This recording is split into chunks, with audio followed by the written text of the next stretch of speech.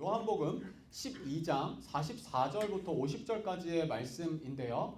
12장 44절부터 50절까지의 말씀을요, 저랑 한 절씩 반복하면서 번갈아 가면서 읽고 마지막 절은 같이 읽겠습니다. 제가 먼저 읽을게요. 예수께서 외쳐 이르시되 나를 믿는 자는 나를 믿는 것이 아니요 나를 보내신 이를 믿는 것이며 나를 보는 자는 나를 보내신 이를 보는 것이니라. 나는 빛으로 세상에 왔나니 물은 나를 믿는 자로 어둠에 거하지 않게 하려 함이로다. 사람이 내 말을 듣고 지키지 아니할지라도 내가 그를 심판하지 아니하노라. 내가 온 것은 세상을 심판하려 함이 아니요 세상을 구원하려 함이로다. 나를 저버리고 내 말을 받지 아니하는 자를 심판할 리가 있으니 곧 내가 한 그 말이 마지막 날에 그를 심판하리라. 내가 내 자의로 말한 것이 아니요 나를 보내신 아버지께서 내가 말할 것과 이룰 것을 친히 명령하여 주셨으니. 같이 읽겠습니다. 나는 그의 명령이 영생인 줄 아노라. 그러므로 내가 이르는 것은 내 아버지께서 내게 말씀하신 그대로니라 하시니라. 아멘. 오늘 말씀의 제목은요, 풍성한 삶으로의 초대인데요. 이 설교 제목과 좀 온라인하게 제가 여러분들께 인트로 퀘스천을 준비했습니다. 여러분들이 살면서 산 횟수는 좀 다른 것 같은데요. 짧게는 20년부터 길게는 또 오랫동안 여러분들의 평생에 살면서 가장 설레었던 초대가 언제이신가요? 인비테이션, 초대를 받았는데 여러분들을 살면서 가장 설레었던 초대, 여러분들이 초대를 받았는데 언제가 가장 설레었던 초대이신가요? 뭐 퍼블릭한 오피셜한 초대일 수도 있고요, 아니면 퍼스널한 초대일 수도 있고요. 제가 2분 드릴게요. 한번 생각해 보시고 오늘은 옆에 사람 말고 뒤에 사람이랑 얘기해 보도록 하겠습니다. 살면서 가장 설레었던 초대가 언제이신가요? 니는 둘이 해.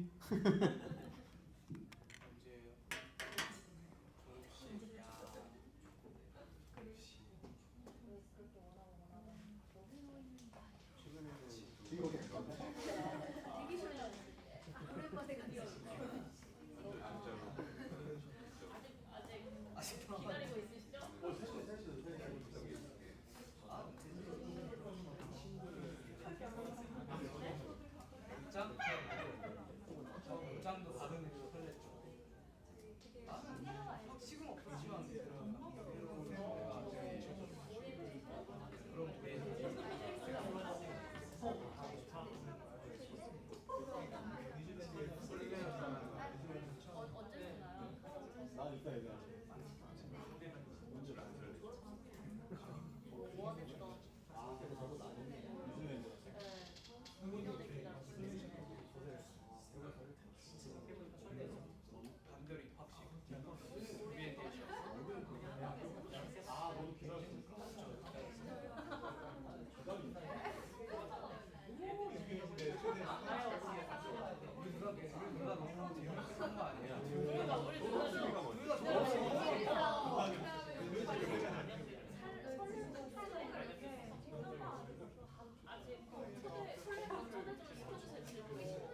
돌잔치 한번 하면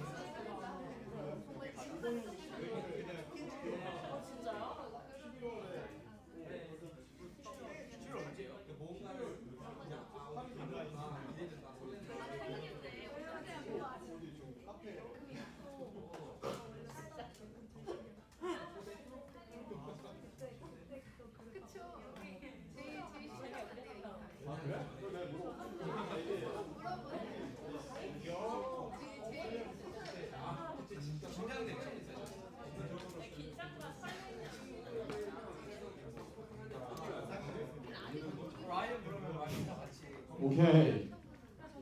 살면서 가장 설레었던 초대가 언제이신가요? 그 방청객은 아닌데 컨그리게이션에서 이 사람 얘기는 꼭 들어봐라라고 추천한 사람이 있어서 빨간 옷을 입으신 수빈 자매를 하기 전에 또 빨간 옷을 입으신 지연 자매한테 먼저 물어볼게요. 언젠가요? 저는 알게 된 지 얼마 안 된 친구가 집에 밥 먹으러 오라고 했을 때 그때 설렜어요. 세범 형제인가요? 아니요. 오케이. 좀 로맨틱으로 가보려고 그랬는데 실패. 오케이. 오케이. 수빈 자매는 저 똑같아요. 진짜? 진짜? 좀 달라요. 어? 오.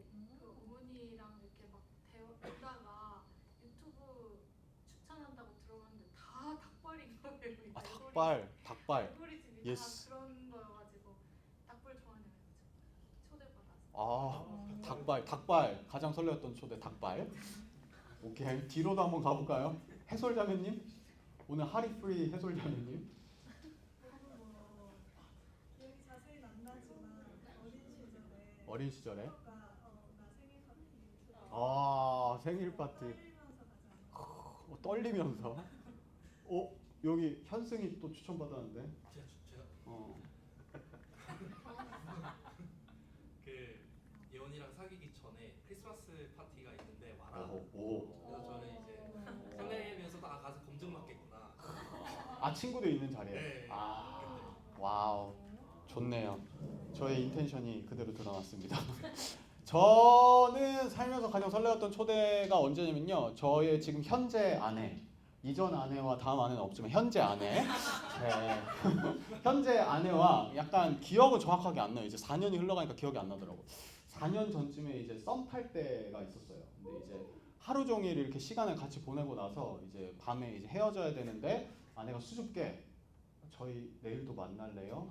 근데 저 전도사였어요. 전도사님, 저희 내일도 만나실래요? 라고 하는 그 초대가 저에게 있어서는 가장 설레었던. 그래서 아내가 그 당시에 파파쿠라에 살고 있었는데 그 다음 날에 트래픽을 뚫고 아침 일찍 갔었던 기억이 있는 것 같습니다. 아무튼 여러분들도 요것과 비슷한 혹은 닭발의 초대, 뭐 친구의 초대, 여러 가지 설레었던 초대가 있을 것 같은데요. 오늘의 본문에서는 예수님께서 우리를 풍성한 삶으로 초대하십니다. 어떻게 보면 어떠한 설렘보다 어떠한 기대보다 더 기다려지고 설레이는 초대인데요. 오늘 본문을 통하여서 잠깐 동안 예수님께서 우리에게 어떠한 초대를 하시는지, 우리는 어떠한 마음으로 그 초대에 응해야 되는지, 그 초대의 내용이 무엇인지를 같이 살펴보면 좋을 것 같습니다.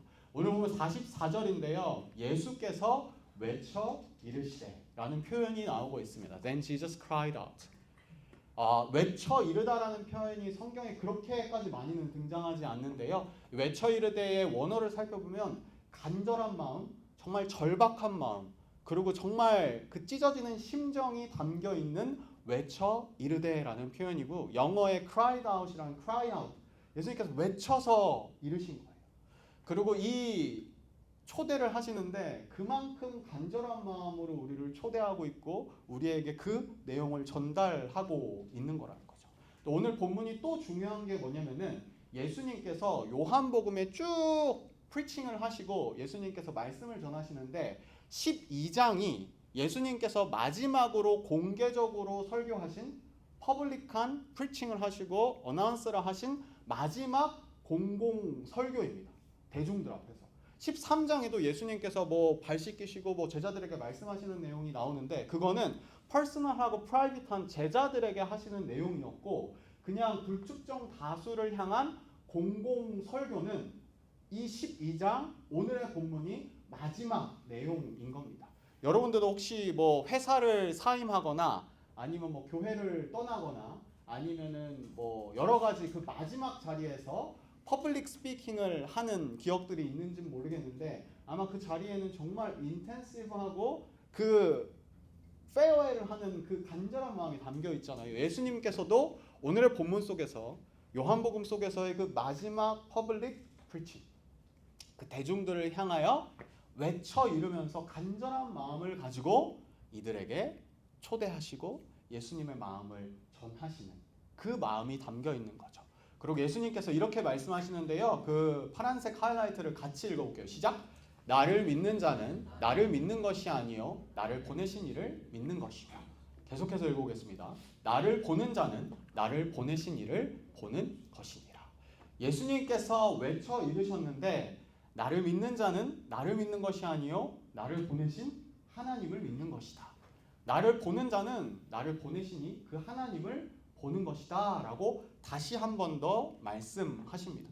예수님께서 이 퍼블릭, 이 사람들에게 혹은 우리에게 하시는 첫 번째 초대는 하나님의 초대입니다. 아마 원영 목사님도 3주 전에 설교했을 때 제 제목을 정확하게 기억 못하는데 신앙의 원산지 표기 위반, 기억나시나요? 다들 모범생들이시네요. 하나님으로부터 온 그 authority를 가지고 신적인 divine한 authority를 가지고 사람들에게 얘기하고 그 당시의 백그라운드가 무엇이었냐면 종교 지도자들, 율법학자들, 바리새인들 이 모든 사람들이 예수님이 가르치는 내용들은 오케이 좋은 내용인 것 같아. 그리고 기적도 베푸는 것 같아. 근데 그들에게 걸렸던 것이 예수라는 그 한 인간이 혹은 한 사람이 하나님의 아들이라고 얘기하니까 그리고 하나님께서 하시는 내용을 계속해서 얘기하니까 이 신성 모독이나 여러 가지 것들에 대해서 걸리는 거예요. 예수님께서 다시 한 번 더 퍼블릭 앞에서 얘기하신 거군요. 이것은 내가 하는 이야기가 아니라 하나님으로부터 온 거야. 나의 어떠한 자의가 아니라 나의 그냥 개인적인 의견 그 정도가 아니라 좋은 가르침 정도가 아니라 너네가 조상 때부터 쭉 믿어왔던 그 하나님, 너네를 창조하시고 너네를 만드신 그 하나님으로부터 온 내용이야 라는 것들을 다시 한 번 더 스트롱하게 컨펌 하시면서 이것은 하나님으로부터 온 초대야 라고 예수님께서 말씀을 하시는 거죠. 그리고 그 하나님의 마음을 예수님께서 중보자라 그러거든요. 미디에이터? 하나님과 우리 사이에서 예수님께서 그 하나님의 뜻을 하나님의 그 간절한 마음을 절박한 마음을 우리에게 전달하고 계십니다. 그 내용이 무엇이었냐면요. 이어지는 본문에 나옵니다. 47절인데요. 괜찮으면 다 읽어볼게요. 시작! 내가 온 것은 세상을 심판하려 함이 아니요 세상을 구원하려 함이로다. 예수님께서 우리에게 하셨던 초대 두 번째는요. 구원으로의 초대입니다. 요한복음에는 특별히 이 구원에 대한 내용이 많습니다. 요한복음 3장 16절에 하나님께서 세상을 이처럼 사랑하사 독생자를 주신 이는 멸망하지 않고 영생을 얻게 하려 함이로다 라든가 이 구원에 대한 개념이 상당히 많습니다. 근데 이 본문을 제가 묵상을 하면서요. 저에게 좀 되게 시그니피컨트하게 다가왔던 것은 세상을 구원하려 함이다 라는 이 구원으로의 초대도 저한테는 깊이 다가왔지만 이 앞에 있는 내용이 깊이 다가왔습니다. 내가 온 것은 세상을 심판하려 함이 아니에요. 여러분들은 구원을 무엇이라고 생각하시나요? 구원. 질문입니다. 여러분들은 구원을 뭐라고 생각하나요? 교회를 오랫동안 다녔으면 밥 먹듯이 매주 주일에 평균적으로 두세 번꼴로 들어봤을 그 구원이라는 개념. 그리고 요한복음을 매일 성경을 통해서 묵상하고 계신 분들은 쭉 읽어왔던 그 구원이라는 개념. 구원을 여러분들은 무엇이라고 생각하시나요? 무한할 수도 있어서 제가 질문을 하진 않겠습니다. 흔히 우리가 생각했을 때 구원을 뭐라고 생각하냐면요. 우리가 죽어서 영원한 생명을 얻는 것. 우리가 죽어서 천국에 가는 것. 우리가 죽어서 심판을 받지 않고 영원한 생명을 얻는 것으로 생각하는 경우가 많고 우리가 계속해서 들어왔고 그것이 구원이라고 생각하고 예수님을 믿으면 영원한 생명을 얻지 죽어서 하나님 나라에 가지 라고 생각을 해왔죠. 근데 요한복음에서 예수님께서 우리에게 전하라고 했던 그 구원이라는 개념은요. 그 단순한 죽어서 천국에 가고 이 땅에서는 죽지만 유한한 삶을 살지만 죽어서 천국에 가서 무한한 삶을 산다 라는 개념을 조금 더 넘어선 더 큰 개념의 구원을 요한복음에서는 혹은 이 본문에서는 이야기를 하고 있는 것 같습니다. 만약에 우리가 구원이라는 이 개념을요, 살베이션이라는 이 개념을요, 그냥 우리가 죽어서 천국 가는 정도, 지옥 안 가고 천국 가는 정도로만 해석한다면 물론 그것도 맞는 말입니다. 만약에 그렇게만 해석한다면 어떠한 문제가 생기냐면요, 앞에 나오는 거예요. 내가 온 것은 세상을 심판하려 함이 아니요. 심판은 또 그러한 단편적인 개념으로 해석하면 영원히 꺼지지 않을 그 찜질방, 100도가 넘는 찜질방보다 훨씬 더 뜨거운 그 지옥불에서 영원히 타 죽지도 않죠. 영원히 그곳에서 고통받는 심판을 피하기 위한 수단으로서 우리가 구원을 생각할 수 있다는 거죠. 그냥 심판이 두려워가지고 구원받는. 그래서 흔히 우리 기독교가 지금까지 해오던 실수가 무엇이냐면 뭐 약간 예수천당 불신종 이런 표현이 있죠. 그래서 우리가 이 기독교 하나님의 사랑을 전하고 전도를 할 때 야, 너 하나님 예수님 안 믿으면 지옥 가. 지옥이 어떤 곳인지 알아? 찜질방 가봤어? 찜질방보다 훨씬 뜨거운 곳이야. 거기서 불에 타 죽지도 않는데 영원히 고통받는 그곳이 지옥인데 예수님 안 믿으면 지옥 가. 우리가 지금까지 해오던 실수가 뭐냐면 구원의 기쁨을 강조하는 것이 아니라 지옥에 대한 무서움 혹은 그 저생이라 그러나요? 뭐라 그러죠? 저승. 오케이, 땡큐. 저승에 대한 두려움, 사후 세계에 대한 두려움을 막 포스하고 조장해가지고 예수님 믿어야 돼. 이러한 개념으로 잘못 이어질 수도 있다라는 것이죠. 물론 다 맞는 말이에요. 근데 어디에 포커스가 있냐라는 것이죠. 성경에서 이 요한복음에서 특별히 얘기하는 구원은요, 그냥 단편적으로 죽어서 영원히 사는 것, 고통이 없는 곳에서 영원히 사는 것, 무한한 삶을 사는 것, 그것이 아니라 나는 빛으로 세상에 왔나니 무릇 나를 믿는 자로 어둠에 거하지 않게 하려 함이라. 어둠이라는 그 죽음에서 빛으로, 예수님이신 하나님이신 그 빛으로 존재 자체가 바뀌는 것을 의미하는 것입니다. 나의 아이덴티티가 바뀌고 나의 존재가 어둠에서 빛으로 바뀐다라는 이야기인 것이죠. 좀 약간 헤비한 내용이잖아요. 구원으로 예수님께서 초대합니다. 근데 이 구원은요, 그저 죽어서 천국 가는 것을 넘어선 좀 더 인타이어한 개념인 것이죠. 그리고 그것은 영생이라는 개념으로 이어집니다. 49절에 예수님께서 이렇게 말씀하시는, 내가 자의로 말한 것이 아니요 나를 보내신 아버지께서 내가 말할 것과 이를 것을 친히 명령하여 주셨으니. 다시 한 번 더 예수님께서 이렇게 말씀하시는 것은 내 뜻이 아니라 나를 보내신 하나님으로부터 온 이야기야 라고 말씀하시면서요, 50절에 이렇게 말씀하십니다. 괜찮으시면 같이 읽어볼까요? 시작! 나는 그의 명령이 영생인 줄 아노라. 그러므로 내가 이르는 것은 내 아버지께서 내게 말씀하신 그대로니라 하시니라. 여기서 이 영생이라는 개념이 나옵니다. 요한복음에만 나오는 내용은 아니지만요, 특히 요한복음에 많이 나오는 단어입니다. 영어 성경은 이것을요 eternal life라고 표현을 했습니다.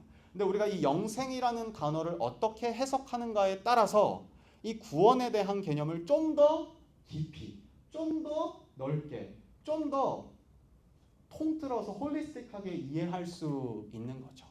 우리가 영생이라는 단어를 이야기할 때, 오케이, 우리가 이 땅에서, 이 생에서의 삶은 유한하고 우리의 끝이 있지만, 뭐 100세가 넘어가서까지 사는 시대이지만 한 100년 정도 살지만 우리가 죽어서 우리가 구원을 얻었으니 영원히 살 거야.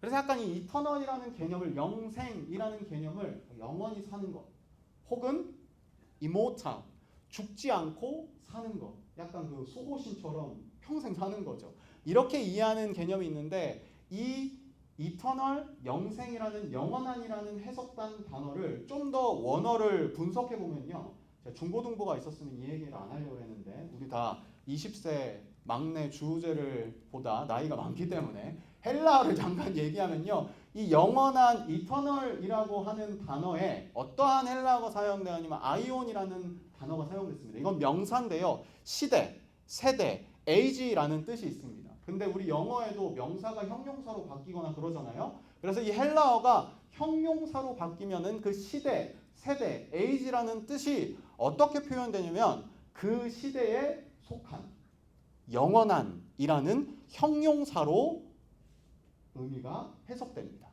근데 이 한글 성경과 영어 성경에 약간 영원한이라는 단어에 포커스를 했지만 그 시대에 속한이라는 의미, 이 형용사 원어적 의미를 제대로 살려보면요, 그 시대에 속한이라는 개념이 됩니다. 당시에 헬라인들에게 어떠한 개념이 있었냐면요, 그 당시에 그들에게는, 유대인들에게는 이 시대와 그 시대, 지금 살고 있는 시대와 다가올 시대에 대한 개념이 있었습니다. 그래서 이 시대는 불안과 어려움과 아픔과 이 모든 것들이 속하 있는 이 시대지만, 하나님의 나라가 찾아온다면, 하나님의 나라가 도래한다면, 하나님께서 다시금 우리에게 찾아오신다면 영원한, 혹은 그 완전히 회복된 그 하나님의 나라가 찾아올 거야 라는 개념이 있었던 거죠.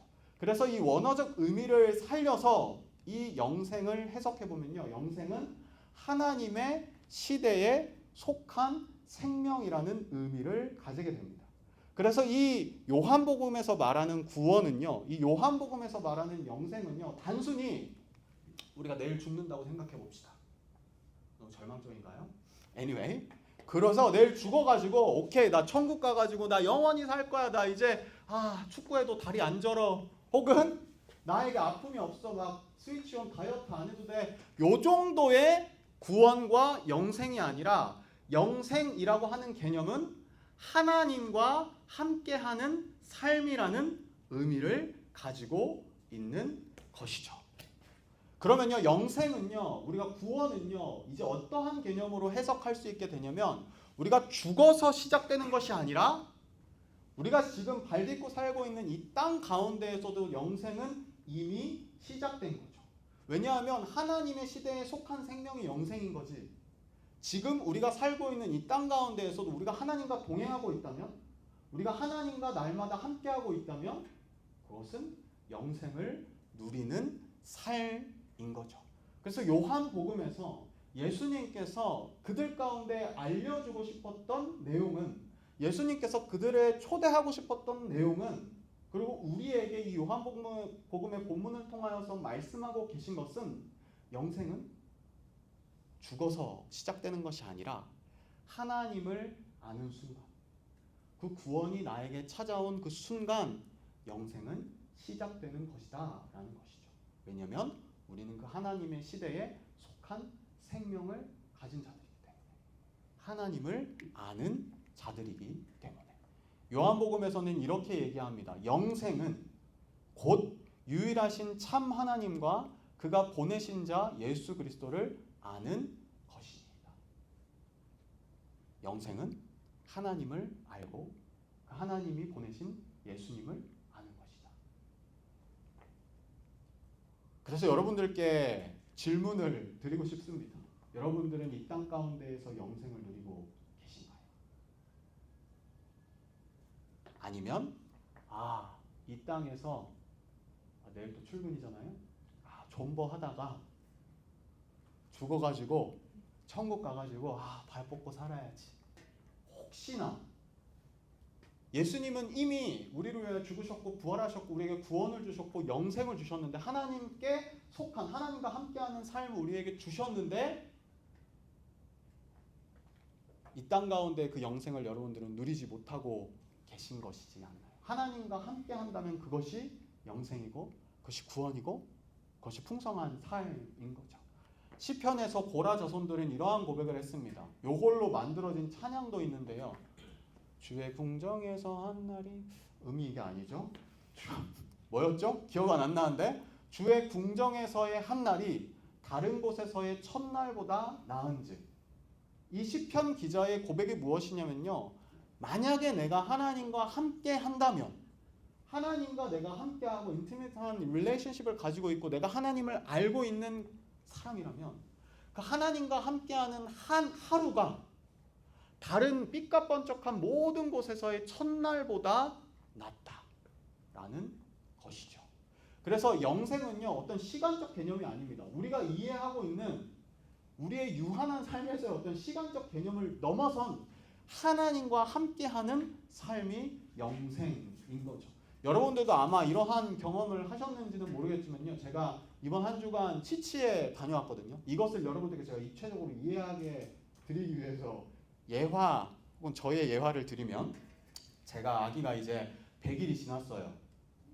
그러나 100일의 기적이 이루어지지 않았습니다.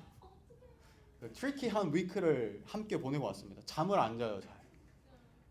근데 또 저도 한 주간 막 이것저것 결정해야 되고 여러 가지 쉽지 않은 일들이 있어서, 이제 아내가 저를 배려해가지고 그 아내가 머무는 방의 옆방이 지금 비어 있거든요. 그래서 옆방에 퀸 베드가 있으니, 왜냐면 이제 하경이가 제 아기 이름인데 크라이처치에 내려가 있어요. 그 너무 잠을 잘 안 자가지고 아기 침대 코트에서 안 자는 거예요. 그래서 엄마 옆에서만 자요.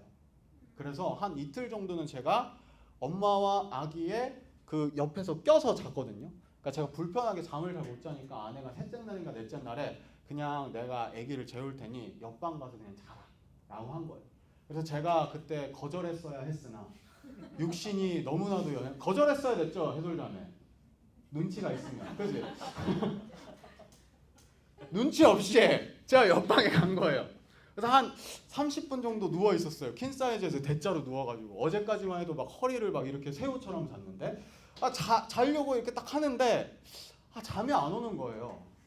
왜냐면 내가 사랑하는 사람이 하경이와 아내가 옆방에 있는데 아무리 퀸 사이즈 침대가 편하고 좋고 너무 좋지만 저기 그냥 들어가서 자야겠다라고 생각이 든 거예요. 그래서 근데 이제 아기를 재우면 한 번 딱 깨면은 아기가 계속 울거든요. 그래서 약간 007 작전처럼 땅바닥에 기어서 암막 커튼을 딱 쳐놨어요. 그래서 소리가 안 나게 막 땅바닥을 기어서 옆에 있는 장인어른 카스만도 딱 입고 침대로 올라가면 아기가 깰까봐 바닥으로 기어갔어요.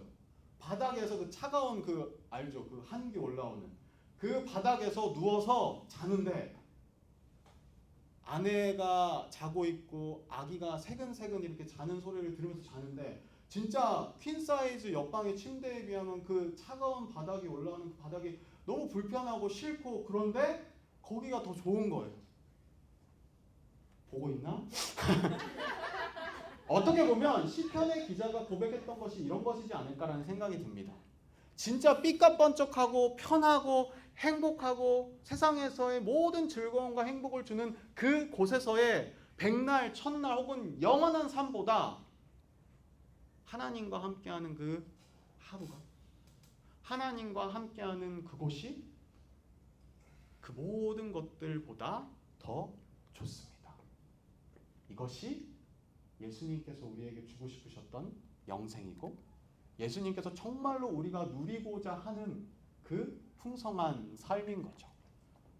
오늘 예수님께서 마지막 퍼블릭 스피킹 간절한 크라이아웃 하면서 우리에게 요구하시고 요청하시고 인바이트 하시는 그 초대는요. 하나님으로부터 온 초대이며 구원으로의 초대이며 영생으로의 초대입니다.